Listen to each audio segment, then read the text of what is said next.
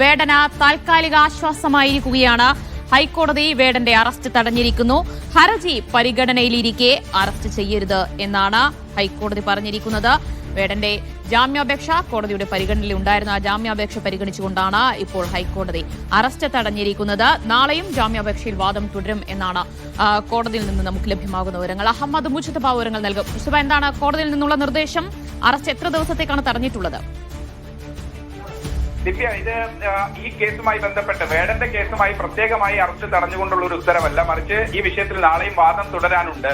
പക്ഷേ ഇതിങ്ങനെ കഴിഞ്ഞ ദിവസം ഹർജി പരിഗണിച്ചിരുന്നു, അതിനുശേഷം ഇന്നും പരിഗണിച്ചു, ഇനി നാളെയും വാദം തുടരാനുണ്ട്. ആ സാഹചര്യത്തിലാണ് വേടന്റെ അഭിഭാഷകൻ നോർത്ത് അറസ്റ്റിനുള്ള ആവശ്യം ഉന്നയിച്ചത്. എന്തായാലും കോടതി പറഞ്ഞൊരു കാര്യം, ഒരു വിഷയം തുടങ്ങിക്കഴിഞ്ഞാൽ അത് കോടതി അത് പൂർത്തിയാകുന്നവരെ, പ്രത്യേകിച്ച് ഒരു വാദം തുടങ്ങിക്കഴിഞ്ഞാൽ കോടതിയുടെ പരിഗണനയിലിരിക്കുന്ന വിഷയത്തിൽ ആ വിഷയം പൂർത്തിയാകുന്നത് വരെ തൽക്കാലത്തേക്ക് അറസ്റ്റ് ചെയ്യാൻ പാടില്ല എന്നുള്ളൊരു കൃത്യമായ ഒരു വാക്കാലുള്ള നിരീക്ഷണം കോടതി നടത്തിയിരിക്കുന്നു. അതുകൊണ്ടാണ് വേടന് താൽക്കാലികമായി ആശ്വാസം എന്ന് പറയുന്നത്. എന്തായാലും നാളെയും വാദം തുടരാൻ ബാക്കിയുണ്ട്. അതിനുശേഷമായിരിക്കും കോടതി നോട്ട് ടു അറസ്റ്റ് ആണോ അതല്ല മുൻകൂർ ജാമ്യാപേക്ഷ തള്ളുകയാണോ എന്നൊരു കാര്യത്തിൽ ഒരു അന്തിമ തീരുമാനമെടുക്കുക. ഇതിപ്പോൾ താൽക്കാലികമായി ഈ കേസിന്റെ പരിഗണനാ വിഷയത്തിൽ ആദ്യമായി ഒരു വാക്കാലുള്ള നിരീക്ഷണം കോടതി നടത്തിയിരിക്കുന്നു എന്നതൊഴിച്ചാൽ ഇതൊരു ഒരു പോലീസിനുള്ള ഒരു നിർദ്ദേശമോ അല്ലെങ്കിൽ ആ രൂപത്തിൽ മാത്രമാണ് ഇതിനെ കാണാനാവുക. കേസിന്റെ മെറിറ്റുമായി ബന്ധപ്പെട്ട് ഒരു ജഡ്ജ്മെന്റ് എന്നുള്ള നിലയ്ക്ക് കോടതി ഇതുവരെ ആ രൂപത്തിൽ പറഞ്ഞിട്ടില്ല, മറിച്ച് താൽക്കാലിക ആശ്വാസമാണ് വേടനെ സംബന്ധിച്ച കാര്യം.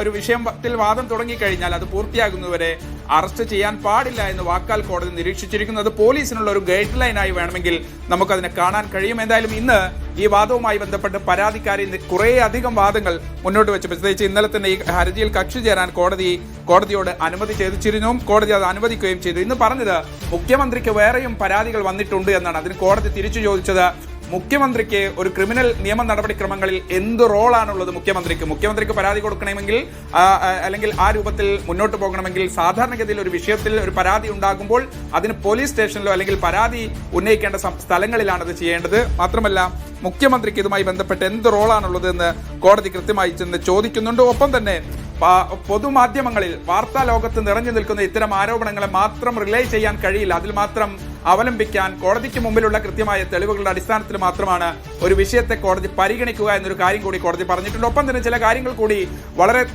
കർശനമായി തന്നെ ചില നിരീക്ഷണങ്ങൾ കോടതിയുടെ ഭാഗത്തുനിന്നുണ്ട്. ഒരു വിവാഹ വാഗ്ദാനം നൽകി പീഡിപ്പിച്ചു എന്നൊരു കേസ് ഉഭയസമ്മത പ്രകാരം ഇത്തരത്തിലുള്ള ഒരു ആക്ഷേപം ഉണ്ടാകുമ്പോൾ, പിന്നീട് അതിൽ വിള്ളലുണ്ടാകുമ്പോൾ അപ്പോൾ മാത്രം ഒരു വിഷയം ഒരു പീഡനമാകുന്നത് എങ്ങനെ, ബലാത്സംഗമാകുന്നത് എങ്ങനെ എന്ന് കോടതി കൃത്യമായി തന്നെ ചോദിക്കുന്നുണ്ട്. പരാതിക്കാരി പറഞ്ഞത്, മീടു ആരോപണ കാലം മുതൽ അദ്ദേഹത്തിനെതിരെ നിരവധിയായ ഇത്തരത്തിലുള്ള ബന്ധങ്ങൾ ഉള്ളതായിട്ടുള്ള വാർത്തകൾ വരുന്നുണ്ട്. കുറെ അധികം ആളുകൾ ഇങ്ങനെ മുന്നോട്ട് വന്നിട്ടുണ്ട്. കോടതി പറയുന്നു, ഒരു വിഷയത്തിലെ കേസ് പരിഗണിക്കുമ്പോൾ ആ വിഷയത്തിലെ മെറിറ്റ് മാത്രമാണ് നോക്കേണ്ടത്, മറിച്ച് മറ്റുള്ള ആളുകളുമായി അങ്ങനെ ഉണ്ടാകാം അല്ലെങ്കിൽ അത്തരത്തിലുള്ള അസംഷൻ ഈ വിഷയത്തിൽ ബാധകമല്ല എന്ന് കോടതി ഈ വിഷയത്തിൽ മാത്രമല്ല സാധാരണഗതിയിൽ ഒരു വിഷയം ഉന്നയിക്കുമ്പോൾ അത്തരം വിഷയങ്ങൾ അത് ബാധകമല്ല എന്ന് കോടതി കൃത്യമായി തന്നെ പറയുന്നുണ്ട്. തെളിവ് പരിഗണിച്ചു മാത്രമേ തീരുമാനമെടുക്കാനാകൂ എന്നുകൂടി കോടതി ഈ വിഷയത്തിൽ പറയുന്നുണ്ട്. അല്ലാതെ ഒരു ബന്ധത്തിൽ വേടന റാപ്പർ ഹിരൺദാസ് മുരളിക്ക് അനുകൂലമായ നിരീക്ഷണങ്ങൾ കോടതിയിൽ നിന്നുണ്ടാകുന്നു എന്ന് വിലയിരുത്താമോ?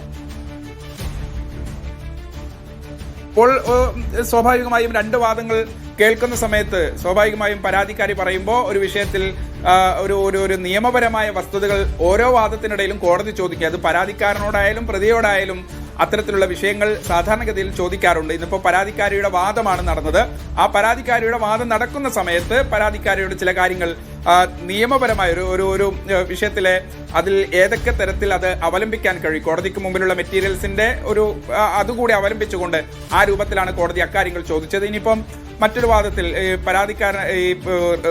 വേടന്റെ കാര്യവുമായി ബന്ധപ്പെട്ടുള്ള വാദം നടക്കുമ്പോൾ സ്വാഭാവികമായും കോടതി രണ്ട് ഭാഗങ്ങൾ കൂടി കേൾക്കും. ആ ഓരോ ഭാഗം കേൾക്കുമ്പോഴും അതുമായി ബന്ധപ്പെട്ട് നിയമപരമായി എന്തൊക്കെ വസ്തുതകൾ അവലംബിക്കാൻ കഴിയും എന്നതാണ് കോടതി പരിശോധിക്കുന്നത്. ആ വാദത്തിനിടയ്ക്ക് ഇന്നിപ്പോൾ പരാതിക്കാരിയുടെ വാദത്തിനിടയ്ക്ക് നടന്ന തിരിച്ചു ചോദിച്ച ചില കാര്യങ്ങളാണ്.